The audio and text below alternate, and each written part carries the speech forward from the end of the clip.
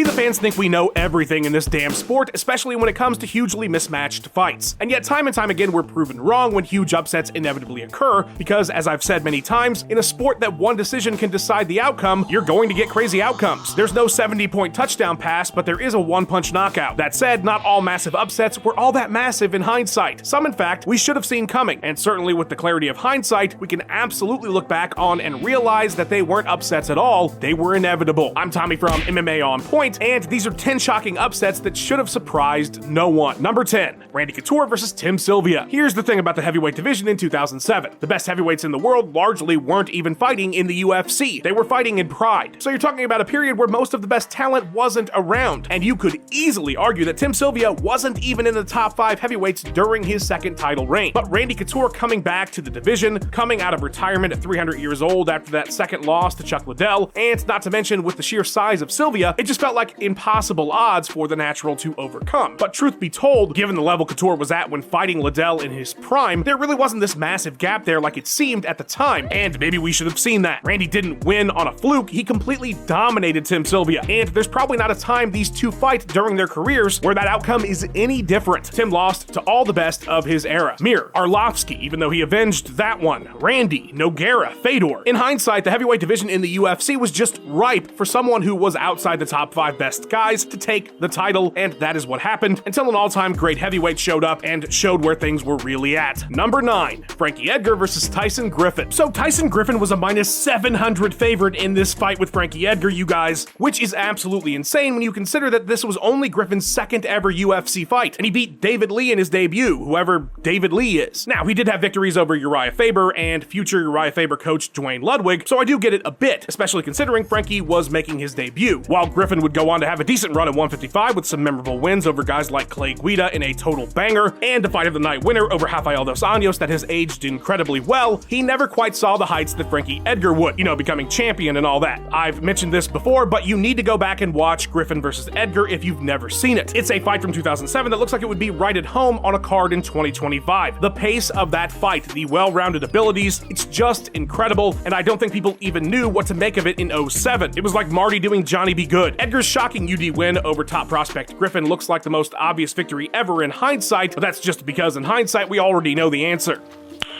Nice. Number 8, Roger Huerta versus Kenny Florian. You youngsters may not remember when Roger Huerta was the absolutely hottest of hotnesses for a brief window in 2007, but I sure do. The dude went full Hamzat. It's the best way I can describe the volume of action and the hype surrounding him.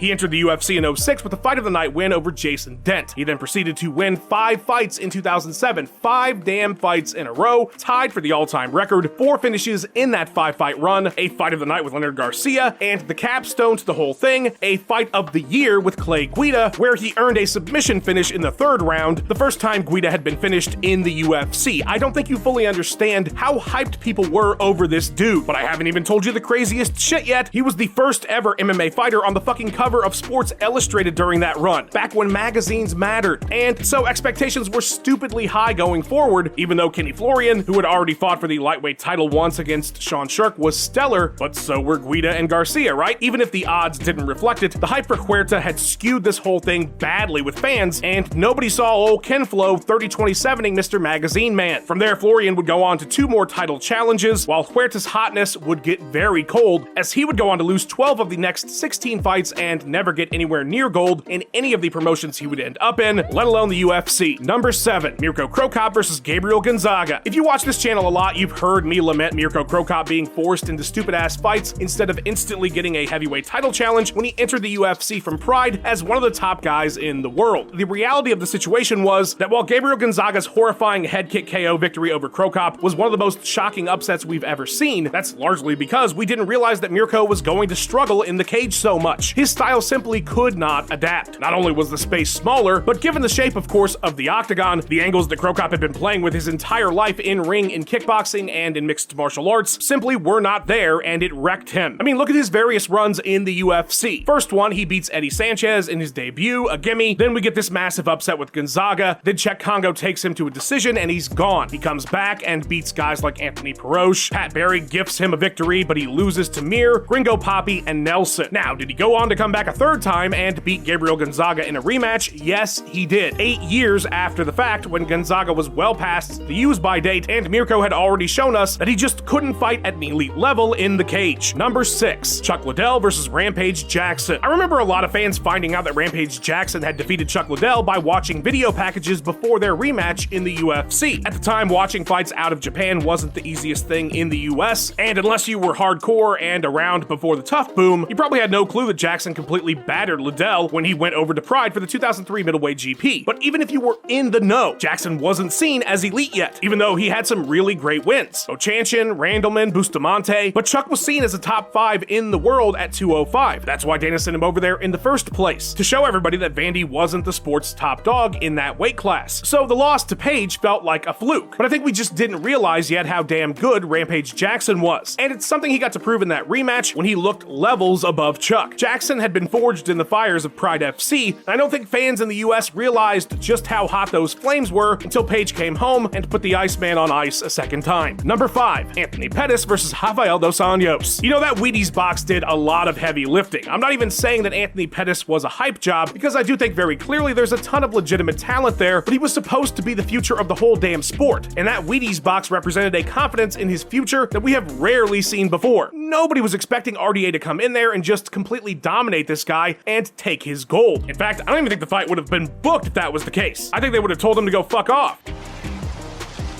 First of all, RDA has been so underrated his entire career. The dude is just constantly overlooked. An incredible talent. But secondly, that fight with Clay Guida should have given us what we needed to see. That was the blueprint. That's how you beat Showtime. Clay was not the better fighter, but if you pressure Pettis relentlessly with heavy grappling, don't give him a single inch, don't give him an opportunity to jump off the cage and kick you in the face, he's vulnerable. He might even give in to your pressure thinking he'll catch you off his back with a sub. While Pettis is a great fighter, RDA was massively underrated in that bout, and he had all the tools to do what he did, but in the moment we just couldn't see it. Number 4, Renan Barao versus TJ Dillashaw. How were any of us to know that TJ Dillashaw was going to beat what appeared to be another unbeatable champion out of Brazil? Of course, Anderson Silva finally fell the year previous, and Jose Aldo would meet his fate a year later, so maybe the signs were there all along. I joke, but seriously, Barao was this decade-long unbeaten absolute bantamweight super freak, and who was he up against? A guy that lost on Tough and then lost to Rafael Assunção, the guy who was supposed to get this fight. Most fans literally had no idea who TJ Dillashaw even was at the time. But if you really looked at what happened and how we got there might have been clues. They were just hard to see. I mean, the dude got to the Tough finale after training a single year, and he lost it to title contender John Dodson. Then he goes and wins 5 of his next 6, his only loss to Assunção, an underrated guy. There were definitely signs, but we just couldn't see them given Barao's dominance. Now, there probably weren't signs that TJ Dillashaw was maybe a top 3 bantamweight all time, and that he was at that level when he stepped into the cage with Barao for that first fight that was a huge upset, but we definitely could have known the dude knew ball. Number 3, Amanda Nunes versus Miesha Tate. Truly at the time, UFC 200's main event felt like a disappointment on a scale equivalent to Cyberpunk 2077 on release, especially compared to the expectations of this absolutely massive show that was at a time headlined by Conor versus Nate, then John versus DC, and now Amanda Nunes versus Miesha Tate. What in the world? And it wasn't even that Nunes wasn't exactly a household name, because she really wasn't at that point. It was that I, and I think most people, assumed that she just didn't have a prayer against Miesha Tate, which in hindsight is insane given her GOAT status, but going into that card, Nunes had looked incredibly mid, as the kids say. We didn't even realize the significance of her win over GDR or her win over Valentina Shevchenko, and she got absolutely worked over by Kat Zingano, a moment that would be a huge turning point for Nunes in her career. Tate, on the other hand, was one of the most well-known commodities in that division and was at her absolute peak, and given her incredible victory to earn that title when she beat Holly Holm, it just felt like the Miesha era had begun, and we were in for a long haul until Ronda Rousey got back and beat her, because of course she would. But nope, that wouldn't be what we got. We got absolute decimation by Amanda Nunes. I remember not only being surprised, but also taken back by how violently she beat her. The fact that she was an afterthought after winning the title in the Rousey fight says everything about the expectations of Nunes at that point. And wow, could the entire sport have not been more wrong in that situation. Number 2, Kazushi Sakuraba versus Vanderlei Silva. Silva. At the time these two fought, Kazushi Sakuraba was arguably the pound-for-pound best fighter in the whole damn world. Like, you gotta understand the legacy this dude had built. Going into that first fight with Vandy, Saku had only ever lost twice. His first ever fight, which was nonsense, against Kimo Leopoldo, and he lost to Igor Vovchanchin. No fucking shame in that one at all, considering he just went 90 minutes with Royce Gracie right before that on the same damn night. So his entire Gracie Hunter arc was already etched in stone by the time he met up with Vandy, and Silva wasn't particularly notable yet. In hindsight, he had some pretty great wins, like Dan Henderson and Guy Mezger, but this was Sakuraba. And even if you'd really been paying attention to Vandy at the time, chances are you had no idea that over the next few years, he would be one of the most terrifying and dominant forces this sport has ever seen. And the thing about that fight is, we also got 2 more data points on this set, and every single time Silva showed that he was the better fighter. But that first fight, the night he was given the Saku belt, it was seen as an incredible upset when in reality, Vandy was just the better fighter. Number 1, Ronda Rousey versus Holly Holm. Yeah, I mean, it's gotta be, right? There was some kind of spell that Ronda Rousey put on the entire planet, and I mean, she was really fucking good, and was regularly featured pretty much everywhere at all times. As a result, the idea that just about anybody was ever going to beat her, especially by the time Holly Holm had rolled around, was laughable. Truly, you sounded crazy if you said she was going to lose. Kat Zingano was seen as maybe her biggest test prior, and she beat her in 14 seconds. Ronda's last 3 fights were all under a minute, guys. Okay, so yeah, we all thought she was going to beat Holm. We were told about Holly's kickboxing pedigree plenty in the lead up, but Sarah McMahon was an Olympian, and she couldn't measure up to Ronda with her skill set. She didn't even get a chance. Not to mention, oh my god, Ronda just KO'd Betch Kohea. Her hands are getting serious. They were not serious, especially not serious enough to beat Holly Holm, but we had no idea. Holly had a well-rounded game and the striking pedigree to take on Ronda's elite level grappling and expose the holes that her game had. Holes that would appear when Amanda Nunes rolled around and decimated her too. In hindsight, it was pretty clear that a new generation of more well-rounded sound strikers had surpassed Ronda, but at the time it was nearly impossible to see and was the biggest upset in UFC history in terms of the scope of the attention on it, but also pretty close to just straight up the biggest upset period too. You had to be there. And you know who was there? The editor of this video, Luke Taylor. Please follow him on his socials, go check out his awesome YouTube channel, and ask him what it was like to see Ronda get beat in person. Thank you so much to our channel members. You guys are fucking awesome. Truly, we love the support. Guys, if you want to join them, hit the join button. You'll get yourself some exclusive content. Like and subscribe, it's totally free. Leave a comment about which of these upsets you totally saw coming. And thank you so much for watching, fight fans. Cheers. See you next time.